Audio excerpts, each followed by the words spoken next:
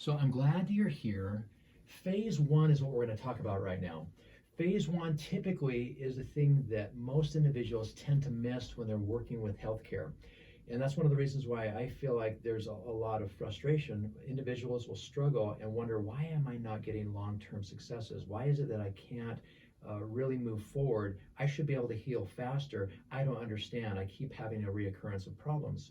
And so, what we found is that in phase one, there's a challenge with stability.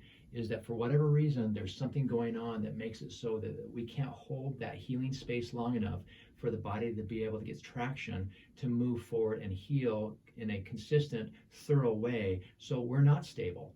And so it's like moving forward and then slipping back into a pit, let's say. And so what we want to do is make it so that we have the ability to do the right things in the right order, and we need to start with a foundation. So as we're working on phase one, we have to go and find out, what is the body requesting first? Is there instability from an old injury that has to do with your feet? That would be, maybe we need some orthotics. Maybe we need to do something that we support those arches. Is there a problem where the pelvis has been sprained? Do we need to do something that is supportive of your pelvis so that there's not a problem with the spine way far away? Maybe the neck keeps having a problem and it's not the neck, and people keep addressing the neck, which can still be a problem. But if a foundational lower area is not holding, just like in a building, if we're trying to work on some place that is higher and the foundation has a problem, the building will continue to collapse. And so what we want to do is work from, in this case, the foundation up. And so what we'll do is we'll check and determine if you've been struggling with and some sort of a health problem, is that we want to do the Humpty Dumpty and check and move up, from feet to knees to pelvis to spine, all the way up to the top of the head. And then if that's all intact, that would be kind of a physical way.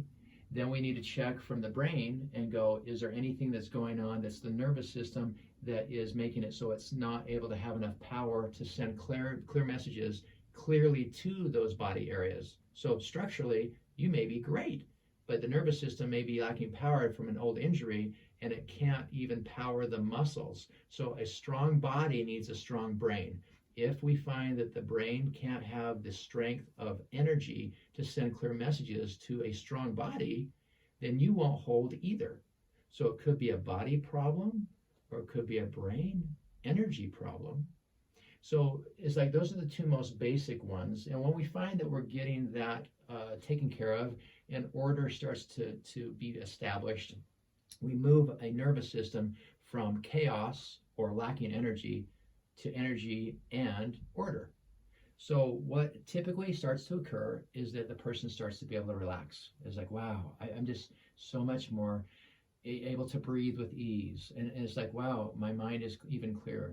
And at the same time, I feel like I want to sleep. So that's one of the first things we find. Sleep better. That's what we're going to shoot for, because we heal when we sleep. So one of the first things I'm going to be asking is, like, since last visit, how was your sleep? How did you rest? Did you feel regenerated? And so that's going to be, phase one is, are we restoring? Are you holding on to energy so that you can heal? And healing, again, is at nighttime. We want to make sure that we can really slow down this degeneration that many people have been having. It could be from an old injury 20, 30, 40 years before, and that we've been slowly degenerating.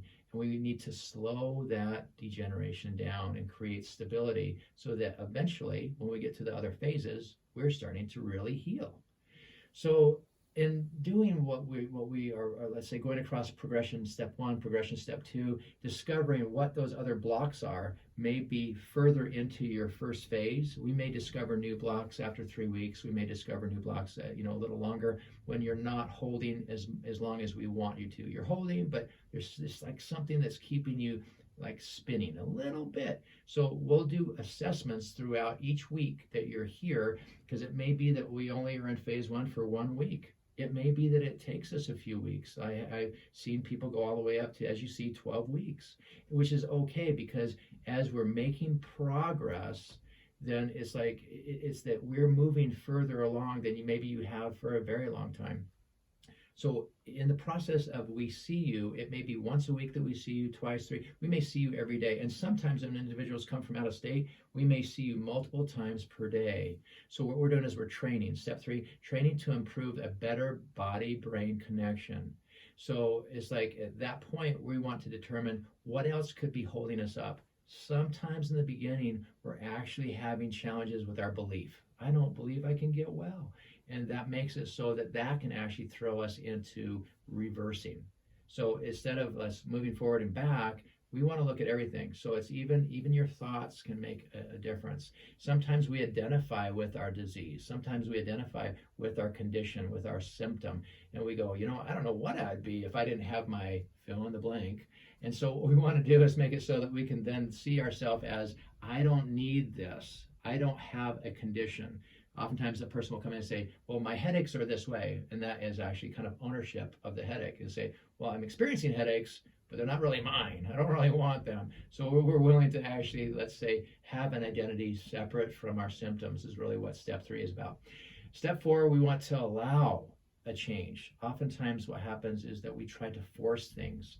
So in a way, we get further along if we slow up. We kind of like can take our time and just slow up and breathe, relax, and allow a shift to occur. Because remember, what we're trying to accomplish is that we've been feeling stuck for a long time. And sometimes it's been old trauma or old drama that made it so that we literally lost stability.